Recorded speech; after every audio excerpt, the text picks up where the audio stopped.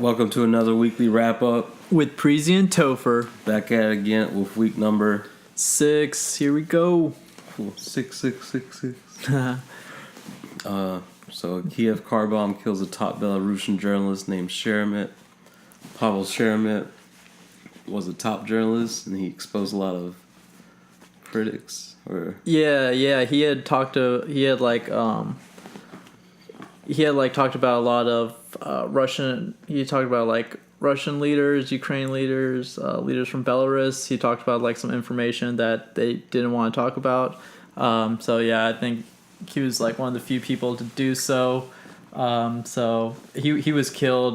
He was in a car and it exploded. So the investigation said that there was probably 400 to 600 grams of TNT in the car. From what I saw so far, it looks like it's most likely because of like his work and stuff he's reported on, which was why he was targeted. That's what most of his colleagues are saying. So yeah, that's really unfortunate that somebody who speaks the truth will be targeted and killed. But it does make sense when you are calling out powerful people, they will silence you one way or another, I guess. With 400 to 600 grams of TNT in this particular scenario. Yeah. So RIP to the journalist. Yeah. Shout out to Sheremet for keeping it real. Shout out to all the journalists who tell the truth, in spite of influence from one way or another. It's kind of hard to find, but it is great. But some good news. Hospitals are using Pokemon Go to get their patients out of bed and to walk around, catch Pokemon. Yeah. Yeah, I think that's pretty great. I was looking at an article that was saying that it's been used in children's It's being used in a few children's hospitals. Children who are in the hospital for a long period of time obviously get depressed because everybody is sick in a hospital. So being around that a lot is not great for your mental health, I would think. Probably be depressed being around people who are sick all the time. So it gives people something to nerd out about, gives people something to talk about, walk around, talk to other people, get to know other people, where they're from. I think that's an important thing to get through the whole hospital experience. I don't know about you, but being in hospitals freaking suck. I hate being in hospitals. Hospitals do suck. I haven't been there in years, but at least I haven't been there in years for myself, so I'm glad. Right. But yeah, I can't be there longer than I don't even like taking people to the hospital. Yeah, I mean, I haven't even been there longer than probably like a few hours, and I haven't been there very frequently. But yeah, even like when I'm there for like 5 or 10 minutes, I'm like, oh man, I really don't want to be here. So, some more good news: Wichita, Kansas, protesters and cops got together to have a cookout instead of protesting and bickering and fighting. Right. Yeah, I think. So that was on Sunday, July 17th. That's when the barbecue was. And the Tuesday before that, there was a protest going on, and that was mostly black youth. But the barbecue was a lot of, people of different age groups, different races. So they got together. I think hundreds of people came out to the barbecue. So I think that's definitely great to, start a dialogue between. It's always important to start a dialogue between the community and the police department, and it's especially important for the black community because they have faced a lot of injustices by the police in the United States. So it's definitely important to keep a dialogue going, make sure that each side understands each other. But at the same time, so in this particular case. After the protest on Tuesday, before the actual barbecue, there was another planned protest for that Sunday when the barbecue was supposed to happen. But the police chief of Wichita, Kansas, reached out to the protesters, was like, "Hey, why don't we, have a barbecue? We'll host this barbecue and we'll talk to each other."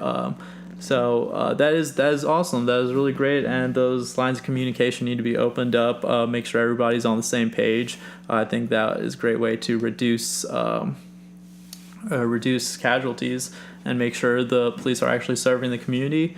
But at the same time, I think the power of protest is really strong, and it's an important aspect to it. So even though I think they should, meet together and discuss, I think they should continue protesting because it adds publicity to the cause that Black Lives Matter.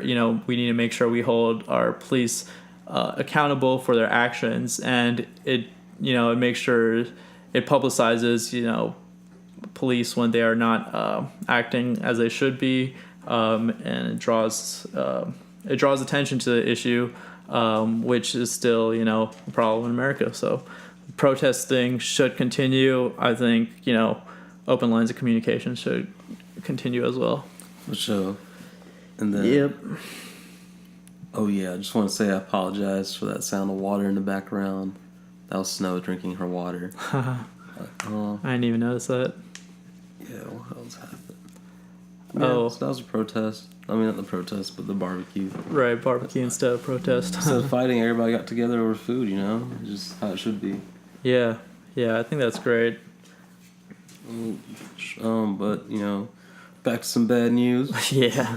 A shooting in Florida nightclub. It was Fort Myers, Florida, Club Blue. There was two teenagers killed. One was 18, one was 14. Yeah. Like, why do these kids have guns? Why does a 14-year-old have a gun? I mean, like... Well, I don't think it was a 14-year-old who got shot. The 14-year-old got shot, but... Right. Okay. Yeah, well, 18-year-olds probably shouldn't have guns at a club either, though. No, it was like 14 or 18-year-old were the ones who got shot. 16 injured. Yeah. 3 people of interest in custody. Right. Oh, and the rates of homicide and violent crime in Fort Myers is triple that of national average. So things like this are going to happen in large crowd areas where everybody probably knows each other. Right. Yeah, it's a more violent area than most. Probably has to do with the fact that it's a pretty impoverished area as well. People There's not much agitated. To do. Yeah. Got to. Gang violence is pretty prominent there. So I mean, places that don't have resources to provide for themselves are more likely to be violent. So news kind of bums me out. Why can't there's just need more stuff in the people just need more stuff to do at the end of the day. People complain about not having jobs and there's crimes and stuff. If there were just more options to do things. Right. Yeah. There's no education. Even if we provide like some free educational resources where people, well, I don't know, it's just hard. You can't get people to come out with stuff either. Right. Nothing's free. I feel like there's lots of there's lots of opportunities and people don't look for them. And it's just it's a bad. Yeah, I mean it's a two-way street. I feel like, you had, there are a lot of opportunities. Yeah, but this place in particular is probably a lot less opportunities than a lot of other places. It's different everywhere, so places with less educated people probably have more problems anyways. Yeah, I would say so for sure. Yeah. Well, the Democratic National Convention was the cream of the crop or whatever you want to call it. Yep, it's a lot of media coverage on the DNC that's going on. So it started on Monday, July 25th, and it's going on to Thursday, July 28th. So a lot of figures from the Democratic Party giving speeches, hyping up Hillary Clinton, getting people ready to vote for Hillary. Something that really gained a lot of attention to the news was the fact that Julian Assange from WikiLeaks, he leaked 20,000 emails from the Democratic Party. And a lot of these emails show that the Democratic Party was trying to undermine Bernie Sanders' campaign. So that got a lot of attention. I guess this was the last straw for Debbie Wasserman Schultz. She's the committee chair of the Democratic Party. So she resigned on Sunday, July 24th, right before the convention. She's actually. Yeah, I guess this was the tipping point for her, but she's got she's been getting a lot of slack from within the Democratic Party in general. A lot of people in the Democratic Party are mad that she has not been able to get the Democratic Party to raise enough funds to fundraise enough for Democrats. So that's something that people have been upset about with her. And then like this past year, stuff really escalated because Bernie Sanders had accused her of playing unfair, and now these emails show that she did in fact, she was in fact being biased towards Hillary Clinton. But those bastards. Yeah, I feel like Clinton's got so much influence and so much power. She's got her hand in like everybody's pocket. Getting paid or paying people. Right, paying people. Hopefully she could use that effectively as president. I would hope. One last thing I wanted to mention about the emails were that. I was reading. I was looking at an interview with Julian Assange. He was saying one of the most important documents that was leaked was, or one of the most important emails was called a spreadsheet. It was a spreadsheet, and it was called the Spreadsheet of All Things. And it includes all the major. Includes all the major donors to the Democratic National Convention, and something interesting that he points out is the billionaire donors, they usually donate to both Democrats and the Republicans. So I think that that kind of shows that there's influence by wealthy people in both political parties, that there's a lot of money in government and a lot of power coming from people who donate. So something to definitely take into consideration. If there's, I think I didn't get a chance to look into the Spreadsheet of All Things yet, but I'm definitely going to, and think everybody should, look into that, see which people in the United States have influence, and kind of look at where that influence may come. That wraps up the emails. And then we had Michelle Obama's speech. Right. Everybody got excited about. I enjoyed it, and there was a lot of hype over the media about it. I think there was one part of the speech where she had mentioned that like she's living in a house that was built by slaves. Oh yeah. And then her daughters wake up to that every day. Right. Yeah. And she watches her daughters play on the lawn of the White House with their dog. So that was pretty great. Like how the tables have turned. Yeah. The progress we've made. White people rolling in their grave. Yep. Probably. Our former forefathers, slave owners, rolling in their grave. Well, yeah, we can't just there you go, suck a dick. We can't just go from that much progress to what Trump is. Yeah. Unless Trump's not that crazy, but do we want to risk that? Do we? Yeah. I mean, the president only has so much power in a democracy, but the power he has is pretty significant. I mean, he's still the most powerful person in the world.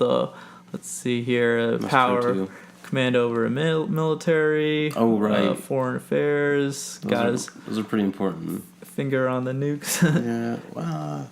Yep, he could fuck shit up real quick. We need Gary Johnson on there. Yeah, that would be pretty cool. Gary Johnson is. I saw a video of him talking about Donald Trump, and he called him a pussy. I thought that was really great. He was just talking about how he has ran marathons and climbed all these mountains, and how Donald Trump was a pussy. That was a great video. That was awesome. Yeah. Well, speaking of people we like, Senator Bernie Sanders. Yeah. Elizabeth Warren also spoke on Monday. Right. Bernie Sanders was getting the crowd hype. People were going, Bernie. And, just, I don't know. People, when he said something about we need to support Hillary Clinton, most of the crowd booed. Okay. All the Bernie supporters went boo. Yeah. That's pretty awesome that Bernie supporters are incredibly loyal to him. I think that's really great because do you feel like they should just get over it and time to move on? They should support the next nominee. I don't think so. I think it's awesome to have that faction of Bernie supporters. I think that's important to move the Democratic platform more to the left and garner attention to the issues that Bernie Sanders has brought up, like affordable college education. Do you feel like their voice would be heard during a Hillary Yeah, that's an interesting question because I think Bernie Sanders himself, he's just like gained so much publicity through the actual campaign that the next 4 years, the next term he's gonna have a lot of influence in political office, and he's already had like he's a pretty hard worker. Like he's always at Congress. He's one of the most people who's like consistently actually makes it to Congress almost every day. So I think he's gonna have a lot of influence after this campaign, after all the attention he's gained. But at the same time, right now they might not want to focus on leaning towards the left, the Democratic Party, but more so becoming or appearing more moderate to gain Republican voters who are upset with Trump. They don't think Trump represents the Republican Party and would be willing to potentially vote for Hillary Clinton, potentially vote for the Democrats. I think that's where the Democratic Party, that's where Hillary Clinton's campaign is going to be moving towards the next few weeks. But yeah, I'm glad that there is that faction that's like so loyal to Bernie Sanders and his ideals, because I think like it's a progressive step, it's an important step the country needs to make, but it's kind of hard to do so when our country is not that, like, that's such a small percentage of the people that believe in those ideas. So yeah. Did you watch Elizabeth Warren's speech? I didn't get a chance to watch it, actually. No. It's okay. I didn't either. Yeah. I didn't watch all of Bernie's speech. Just caught some tidbits. Right. Yeah, I saw a few clips of his speech. But yeah. I mean, Bernie Sanders. I think I think it's important for his supporters to stay true to him, just to make sure his ideas can become like policy. I think it's important for him to support Hillary Clinton, which he did. During the roll call on Tuesday, there was supposed to be a roll call vote where each delegate said who they were going to vote for, either Bernie Sanders or Hillary Clinton. He was like, let's just skip the roll call and nominate Hillary Clinton. So I mean, I guess that just like saved them a decent amount of time because they knew where it was going to go. But yeah, it showed that Bernie Sanders was going to support Hillary Clinton. And I think it's still important for Bernie voters to still go and vote for Hillary Clinton. That's my opinion. Yeah, that's true. Because it's between Trump and Clinton at this point, and Clinton is more likely to be able to. Unless we can get y'all to vote enough for Gary Johnson. That would be awesome if it was more than a two-party system. I feel like so much money is just consolidated within. They say 44% of the population would be willing to vote for, or 44% of voters would be willing to vote for another party. That's interesting. Yeah, it's just like mobilizing those voters, and I feel like those people, those businesses, those individuals who have their money within the Republican and Democratic parties are gonna make sure that those candidates are elected somehow. It's like it'll be like so much effort for those guys to get behind a third party candidate, because they have to basically, they're backing somebody with no support already. That's true. That's what would make it great. Right. That would be. I mean, that would be awesome. That would be a great. We just watched Obama's speech. Yep. Defended his legacy. He opened trade with Cuba. He said he made the unemployment rate the lowest now. Yeah, it's supposed to be 8 years. It's supposed to say 8 years.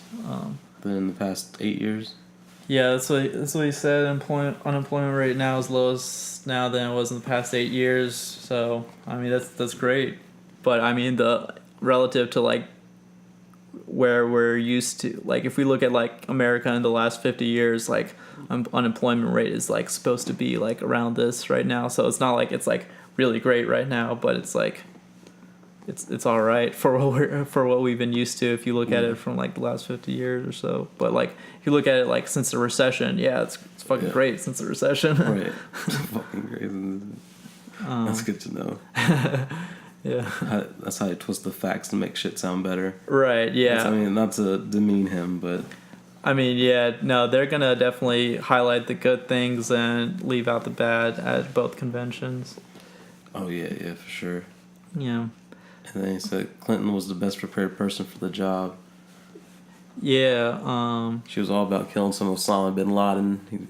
Right. Yeah. During when they're deciding whether they want to like go on with the mission and kill Osama bin Laden, I think there was they're pretty sure that was him. I can't remember, like, they probably boiled it down to a particular percentage, but yeah, they're fairly certain that was him. Yeah, they're trying to determine whether they should go for it, whether they should risk it, or whether they shouldn't. And apparently it was the right call because from what they say, that was Osama bin Laden. From what they say. Got him. Lat.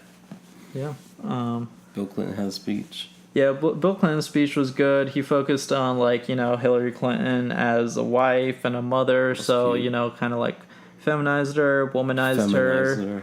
Yeah. For those people who think she's like not butch lesbian in a pantsuit. Right. Yeah, there's that persona of Hillary Clinton that she just likes pantsuits, people. I don't know why. She says they're easy to wear. Yeah, the one she was wearing tonight looked like a onesie. It was like, yeah, it was the same. Pantsuits are so weird, man. Navy blue color. Pantsuit. Watch that. Yeah. That's cool. Whatever she wants to do.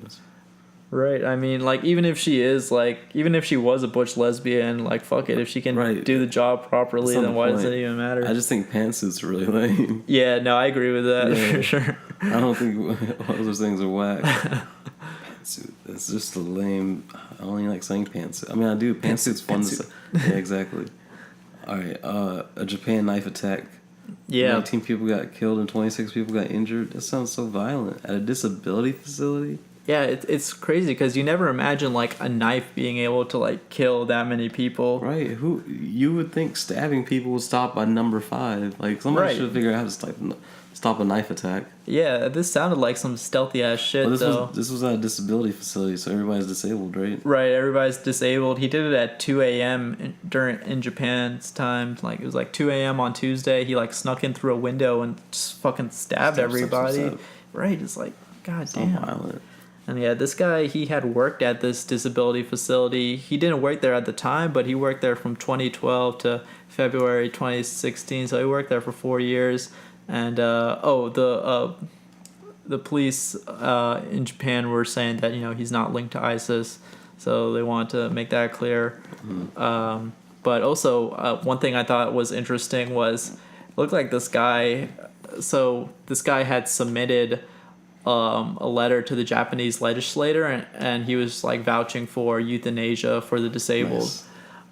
It's not nice at all. I'm just saying that's so that kind of like makes sense. Yeah. So like this. I guess he was like super. Something like calculated. He was super bitter that he got fired too. Probably. Yeah. He got so like angry at the world at that job. It sounds like. Right, and like. But everybody said he was personable and good with children. So. Right, that's so. You think you know somebody?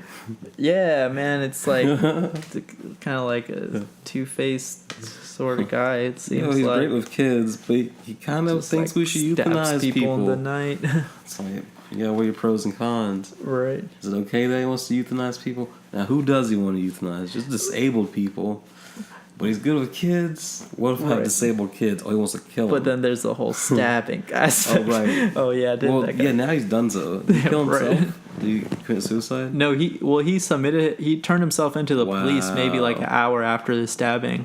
That's some crazy motherfucker shit. Right. Like maybe it's not. Maybe he thought he did the world some good. Yeah, that's kind of what it seemed. It kind of seemed like this was like a sort of a calculated thing. Like, fuck disabled people. I'm gonna kill them and I'll save the world. Right.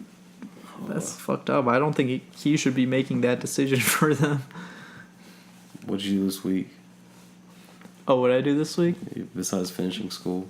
Oh, so I found this new place to get a haircut at. It's in Durham. It's called The Guy's Place. I'm in there. Oh yeah. Yeah, they have like satellite TV and stuff in every booth. Yeah, there's a TV in every there's booth. Peanuts at the front. Unfortunately, they play like ESPN all the time. There's Peanuts. You can tell them that. You can ask them to change the channel. They give you the remote. This is true. You can like watch Adventure Time. I had to do that next time. They'll probably judge you though. Who cares? Hey man, if Adventure Time is playing, did you get the peanuts at the front? That's the best part. The peanuts and the coffee. I was thinking about it, but once I got in, they basically like took me. I had what's up. Yeah, I had a 2:30 appointment. I was early, and they were like, "Yeah, we could just take you right now." I was like, sweet. "Yeah, save me some time. Why not?" But yeah, it's got a dope fade. Shout out to Alexis. She took her time, made sure she got me that great cut. Was that the highlight of your week? A haircut? That was definitely one of the top aspects of my week. Aside from finishing school. Yeah, that was also a great feeling. Went to Rise that day. Rise was good. Shout out to Rise for making biscuits. Yeah, I think we both got chicken biscuit from Rise. Yeah, had chicken, egg, and cheese. Nice. Lavish. Yeah, chicken, lettuce, tomato, mayonnaise. Flex. Good stuff. Good stuff. Seriously, that's what I did? You finished school and got a haircut this week? Yeah, I watched a movie yesterday, The Big Short. That was all right. I mean, it was good. It was a good movie. It was about like the 2009 financial crisis. Oh, that stuff was like pretty. On Netflix? Nah, we streamed it online. Okay. Yeah, but Big Short. Who's in it? Oh, there are a lot of big names in there. There's Steve Carell, Ryan Gosling. Whoa, what? Is it funny? No. Oh, it's a serious movie, isn't it? There are funny parts to it, but I've seen the trailer for it one time. It's serious too. Oh, Brad Pitt is in there. Oh, that's a lot of people. Yeah. It came out in 2015. But yeah, I think it explained a lot of aspects to it that I was very unfamiliar with, so okay. That was good. Clarified a few things about the financial crisis, the housing crisis, bubble bursting in 2009. What happened to me this week? Shit. Since last week's podcast. I haven't done much. I went to Pittsburgh. I guess that was like the highlight. That was pretty hype. Yeah. You're saying the architecture there was pretty cool? Yeah, I think Pittsburgh's pretty cool. Yeah. It's a really big city, but there's like, it's a big city and it doesn't feel like a big city at the same time. It just feels like, a big city because like there's a lot of, it's big size-wise and the amount of people there. But I don't know how it's like friendly. It's not it feels like congested. It feels like Raleigh on steroids, but better. Oh, better, okay. Yeah. Is it like a lot of buildings are close to each other, or there's kind of like a suburbs on the outside? Yeah, there's all of it. Yeah. Yeah, I think it's some parts of it are very European, some parts are very American industrial. It's just fun. I think people should check it out. Right. Pittsburgh's underrated. That's all I gotta say. I've never been to Pittsburgh, but like the idea I have in my head is like kind of like smoggy air. Yeah, it's not like that at all. And like gray buildings. That's the it's picture I have in my also mind. really good for scenery. So they shot Batman there, The Dark Knight. They shot nice. that there. Dark Knight Rises shirt on. Is that the one with Bane? Yep. Yeah. So that's the one. The Dark Knight Rises. They shot that there. Oh, nice. Yeah, and then Bane's on their shirt somewhere. That movie Concussion with Will Smith, where he tries to find concussions. And yeah, they shot that also there, and the hospital that a dude worked at is also in Pittsburgh. The hospital? Yeah, and Concussion. Oh, gotcha. Because it's about the Steelers, like multiple Steelers football players. Right. Yeah, it was cool. Yeah, that's what I saw. Oh, and then we went to Wiz Khalifa and Snoop Dogg's concert in Raleigh. Nice. Yeah, nice. that was nice. I enjoyed that thoroughly. You said you were pretty close to the stage. Yeah, we were like 10 feet away from the stage. Nice. We had some good seats. We came in late, so we only caught Kevin Gates perform and Snoop Dogg and Wiz. And then when we got in late, and then they gave someone else our tickets by accident, so we had to wait like an extra 10 minutes to get our tickets back. That's not cool. You paid for those tickets for a reason. Yeah, but we got those tickets eventually. It was cool. It worked out.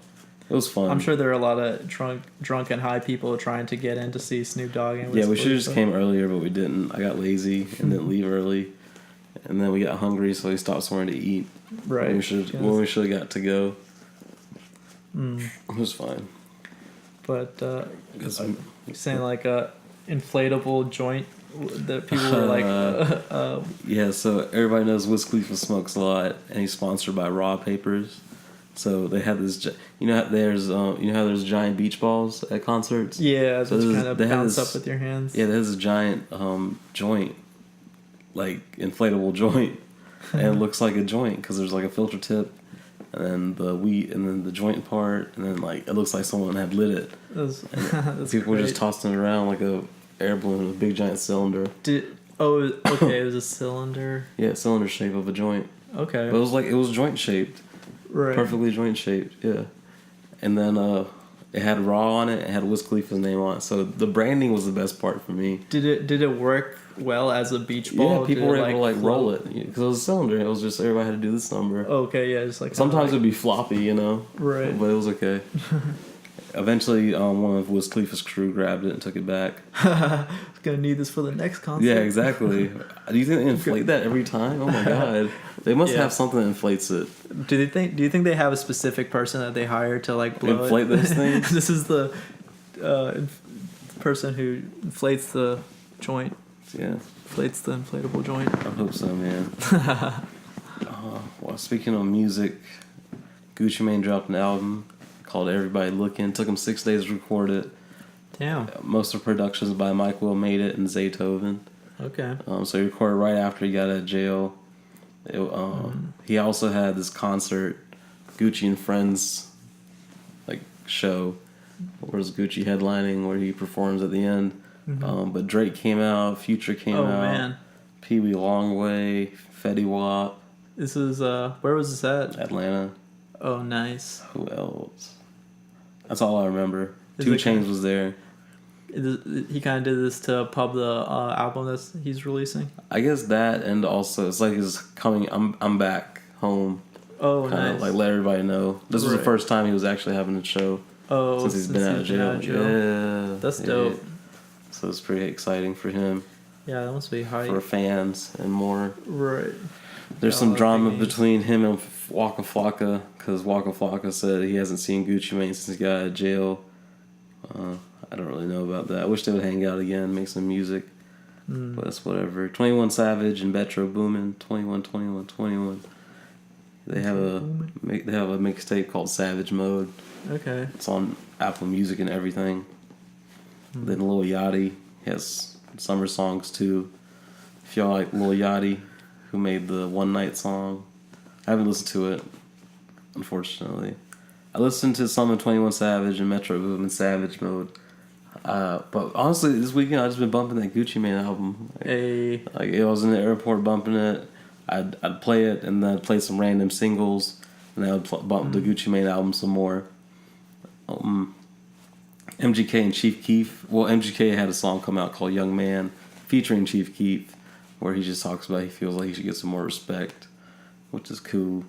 And Rick Ross and Skrillex, I think we both listened to that, so we can talk about how dope that song is. Yeah. Skrillex got them beats. Yeah, the music video, we didn't watch the music video. The song, right? It wasn't a music song. It wasn't a music video, but it was well, I think I had to hear it a few more times. It's like, you know how when you listen to music and then like you get into a conversation and then you like don't even like pay attention to what the song is. That's sad. Okay, well the music, it's dope. It's a dope song. It's got Skrillex beats.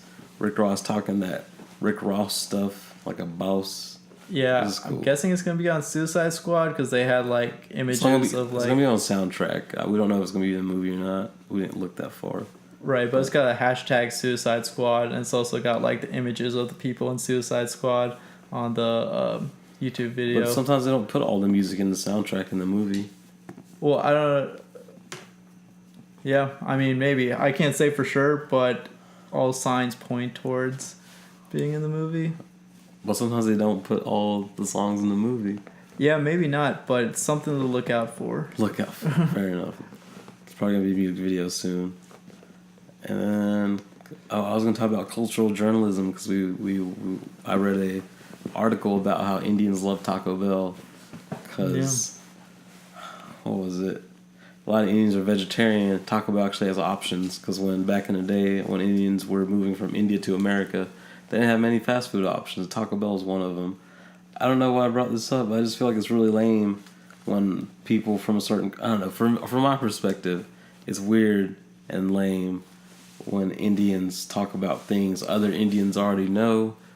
But then Chris was explaining how, like, maybe it's for other people who aren't Indian to understand. Because, you know, white people don't know what's going on with other cultures. So this is a good way for them to learn. Right, yeah. I kind of feel like similar, like sometimes when I read like those BuzzFeed articles from Indian people, it's kind of like, oh yeah, I've heard this billions of times from other Indian people. And so that's like, it's kind of like, heard it already, it's boring. But yeah, when I read cultural pieces about people from other places, it's pretty interesting to me because I don't really think about it from their perspective. So yeah, I guess it's important to, you know, let people know about Indian culture.